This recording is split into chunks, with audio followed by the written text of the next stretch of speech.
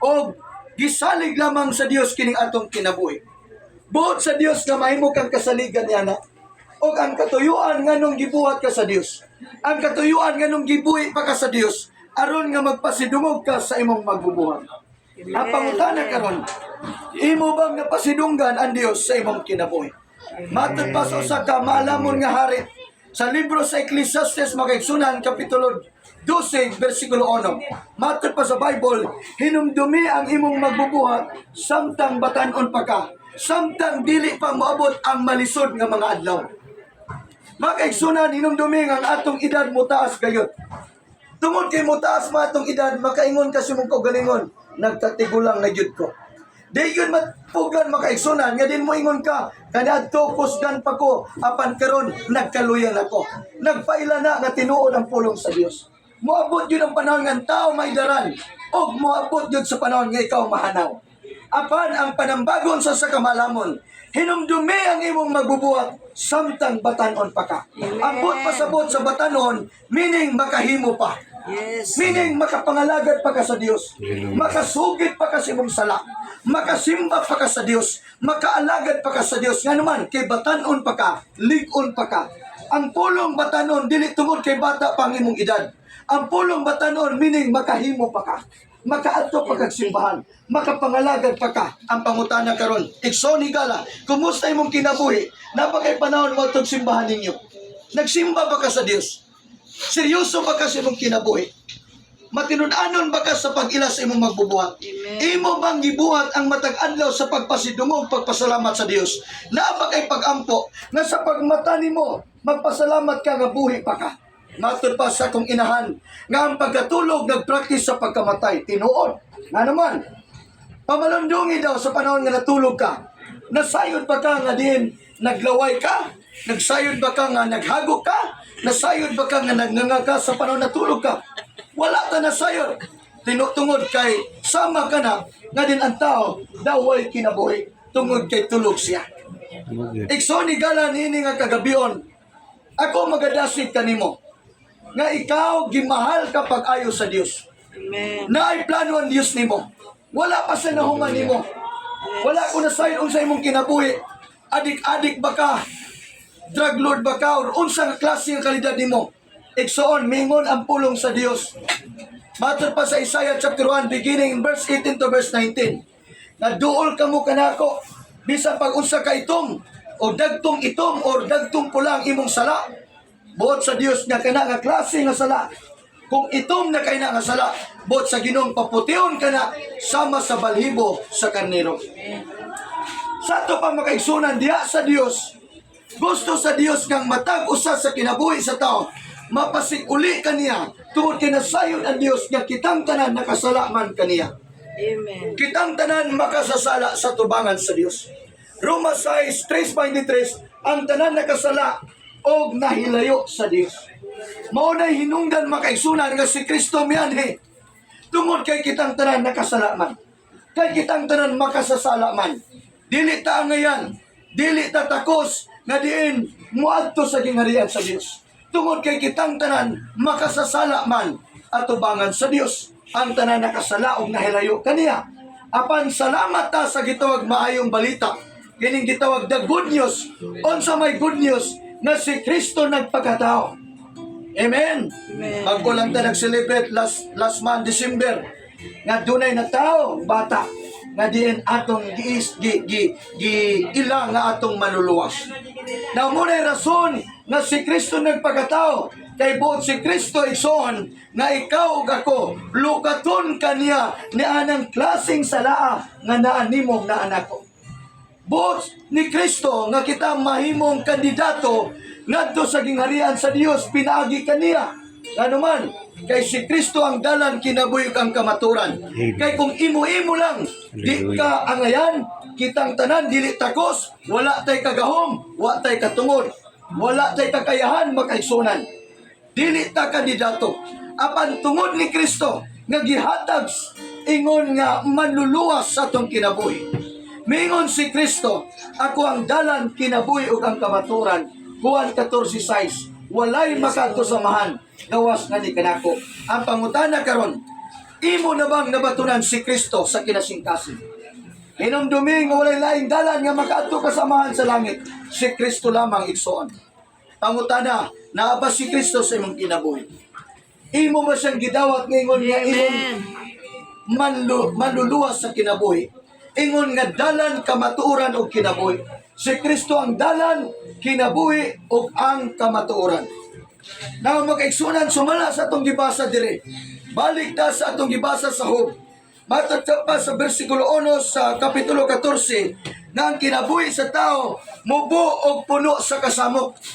Imo ba ning na-notice igsoon ang kahimtang nato karon? Dagang mga tao nga labihan na kayo ka problematic kay naguol, mahal na kayong krudo, mahal na kayong bugas, makaigsunan, grabe na kagulyang, grabe nang kagubot sa tibok kalibutan. Kay dagang mga taong nagpanik na, nabalakag naguol, mahal ng plite. Makaigsunan, ang Bible nagsulti na daan nga in the last days, perilous times shall come. Matter pa sa 2 Timothy chapter 3, makaigsunan, verse 1. Kasi sa katapusang mga adlaw, muabot ang malisod nga kapanahunan. Nito ba ikaw nga mauna ni karon nga kapanahunan? Gani, makaigsunan, bag-ulang naggubat ang Russia o Ukraine pila na ba katuig o nilibo na ang nangamatay. Kita din sa Pilipinas murag paminaw na to okay lang ta, pero sa ubang nasod daghang nag-agulo makaigsunan nga mga anak nila nga damay sa kamatay, mga kinabuhi makaigsunan nga tambunan sa mga high-rise building nga nanga-collapse tungod sa gumikan sa mga gitawag og atomic bomb o sa mga missiles makaigsunan ingon nga mga weapons sa ubang mga nasod. Sa Israel versus mga sundalo sa Palestinian makaigsunan daghan usab nga matay. Og makalilisang makaigsunan dagang mga buhi nga lubong nga buhi makaigsunan gumikan sa trahedya. Yes. O bag-ulang usab makaigsunan nahitabo ang mga makalilisa nga linog.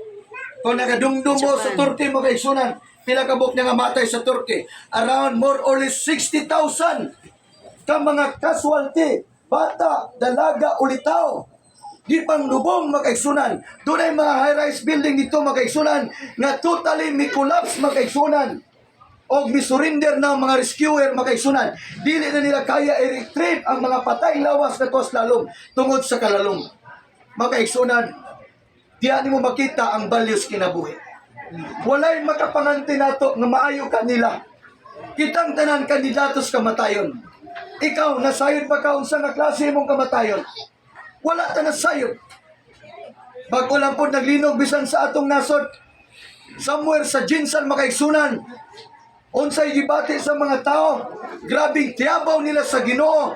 Doon ay nag-viral nga mga video, grabing hinulsol sa mga tao, grabing tawag sa ngalan sa Ginoo sa mga tao, kay nakuyawan sila makaigsunan, kay mitayog naman ang yuta. Mao nay subo mabalandungon o sayang tao, mutawag lamang sa Dios kung dunay makalilisa nga trahedya.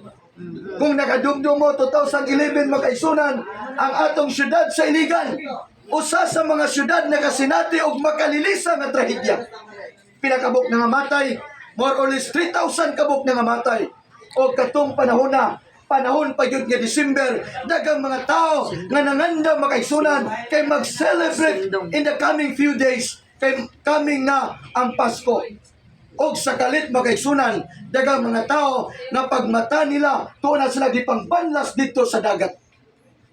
Makaigsunan, nganong ako nang gisgutan? Tungod kay matag usa nato kandidato usab tas kamatayon.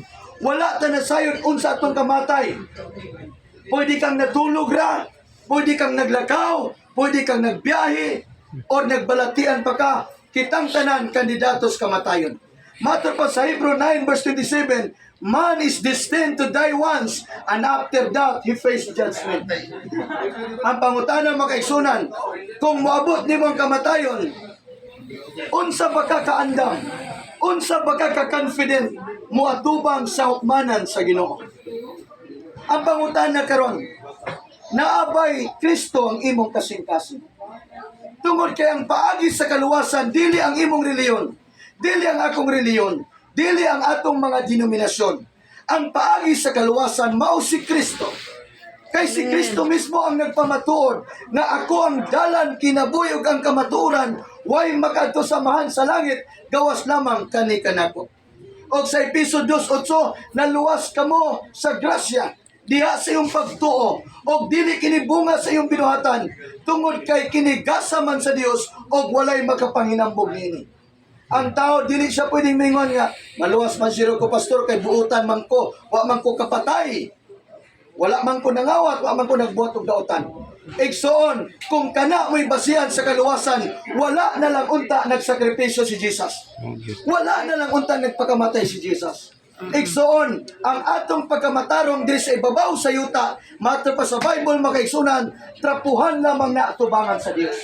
Ang tinuod nga pagkamatarong nga mahimong kwalipikado sa gingarian sa Dios, mao ang pagkamatarong ni Kristo. Amen. Amen. Amen. Si Kristo ang atong gikinahanglan. Yes. Ang tao mahimo lang matarong kung si Kristo naghari siyang kinabuhi. Amen. 2 Corinthians 5 verse 17, anyone be in Christ, he is a new creature. The old has gone and the new has come. Amen. Si bisan kinsa nga naa kang Kristo, bag-o na siyang binuhat, ang daan mangagi o ang bago magsipangabot na. Amen. Santo pa makaigsunan, ang tinuod nga kausaban naa kang Kristo. Nakadumdum ko makaigsunan way back 2002 makaigsunan, matud pa sa akong uban nga mga paryente, maingon sa akong ginikanan nga kanay mong anak ng kura di na siguro na mausab. Tungod kay lunlon kabuang akong kinabuhi, taas kay kong buhok makaigsunan, performing arts ko sa Cagayan de Oro, nag-back up kong mga artista, kanta o sayo ra akong trabaho. Bisyo dito, bisyo dinhi. Magbuntagan og ino makaigsunan, maunay akong kinabuhi kanito. Apan pagtungtong sa 2003 makaigsunan, something approaching 2003, adunay taong gigamit ang Ginoo. Nga din nagpamatuod sa pulong sa Dios. Tungod kay kaniadto di man kumutuon niini. Og sa diyang gitagaan ko gamay kayong Bible makaigsunan. Dito nagsugod og nahimong turning point sa kong kinabuhi. Miingon ko sa Ginoo, Lord, kung tinuod imong pulong, pasabta ko samtang ako mobasa. Kay kaniadto di man ko kasabot sa Bible. Kay ang akong prayer sa una more on Latin man, kay gitagaan man kog anting-anting sa kong lulo. Hallelujah. Ang akong prayer kanadto moron Latin makaigsunan, tungod kay nagpractice man ko witchcraft, nagpractice man ko makaigsunan og anting-anting. Muna kanadto makaigsunan, gikan pa sa akong high school hangtod na college, sumbagay dito, sumbagay dinhi, tungod kay naay demonyo nga nagmanipulate sa akong kinabuhi, nga munudnod nako sa pagbuhat og daotan. Apan salamat sa Dios, dunay gahom ang pulong sa Ginoo. Amen. Amen. Amen. Kung magisgot tagpulong sa Dios makaigsunan, regardless kini kung unsa ka nga klase nga tribo. Tungod kay ang matag tribo gimahal sa Dios. Amen. Amen. Walay gipili sa Dios, kitang tanan gimahal. Amen. Unsa ka nga klase nga tribo, ang gusto lang sa Dios nga ang tao muangkon siya nga siya nakasala. Muangkon siya nga wa say mahimos ang kagalingon. Gawas lamang kung si Kristo iyang ilyon, iyang angkonon na iyang manluluwas siyang kinabuhi. Di man tahingpit. Subject pa mangyapon nga kita mapakyas makaigsunan. Apan nakanindot lang kung mabatunan nimo si Kristo makaigsunan. Dunay kalinaw imong kasing-kasing. Amen. Amen. Mahimo kang kumpiyansa sa imong kinabuhi o ikaw mismo maka-assured ka na din ikaw dunay assurance dito sa gingharian sa Dios. Amen. Dalay gud ang pulong sa Dios. Matur pa diri makaigsunan sa last nga verse atong gibasa sa bersikulo 5 nga daan ang gilatid sa Ginoo ang kadugayon, bulan, adlaw ug tuig sa imong kinabuhi. Nasayra na sa Ginoo ang kadugayon kanus akakutob. Nakadumdum ko makaigsunan somewhere sa Cotabato na nahimong hit news niya itong panahon sa local na news makaigsunan. O sa kabatanong babae, purma kaayo kay muadto sila, manlaag sila. Gihulat niya yang igsuon yata makaigsunan. Samtang nagtindog siya dito sa dool sa highway, dapin sa highway sa may tindahan. O excited kaayo makaigsunan kay dunat sila lakaw sa igsoon. And then it so happen makaigsunan nga din wala intaw niya dama siyang kinabuhi. nga dunay usa ka sakyanan na unsa man ang makaigsunan nga ang driver ay duno kung nakatulog ba tong driver dito man hinunag kalit ni paingon sa babae nga nagtinog daplin sa highway og tuod makaigsunan wa napugngan ang makalilisa nga panghitabo gitadtad in taon ang babae makaigsunan og namatay niya tong tungura pagkapaita makaigsunan na manong ako man ang gisgutan tungod kay kita mismo wala tay idea kung unsang klaseng kamatayon moabot nimo. Siguro nangandoy ka nga Ginoo kung mamatay ko kanarantang natulog ko. Igsoon, matter pa sa Bible nga diin kitang tanan kandidatos kamatayon. Ang importante karon makaigsunan kung moabot nimong kamatayon ang imong kinabuhi duna may hingpit nga assurance. Kaya ang angay na itong pangandaman makaigsunan, kining naa sa sulod na to, namang tinuod nga tao, kining atong kalan. Igsoon ang kamatayon, dili man isyo. Nga naman, normal naman karon ang kamatayon. Dili lang man kay dili ang naay kamatay. Moadto ka karon sa Munay, dunay namatay dito gahapon. More or less, mga 7 nga 10 ka buok makaigsunan. So dito makaigsunan, doon na po'y gihaya dito. Dito sa mong lugar, naapoy gihaya. Ang kamatay karon daw normal na lang. Apan ang pangutana karon, kung ikaw mabot usab nimong kamatayon. Ang dili normal karon nga kung mamatay ka, nga sa buhi pa ka, wala kay pagpangalagad sa Dios. Maunay pinakapeligro. Nga mamatay ka, ignorante ka sa kaluwasan. Nga mamatay ka, nga wa kay kasayuran, may tungod sa grasya sa Dios. Nga mamatay ka, nga wa kay nasayod, nga gilukat ka ni Kristo. Tungod kay wala kay panahon niya.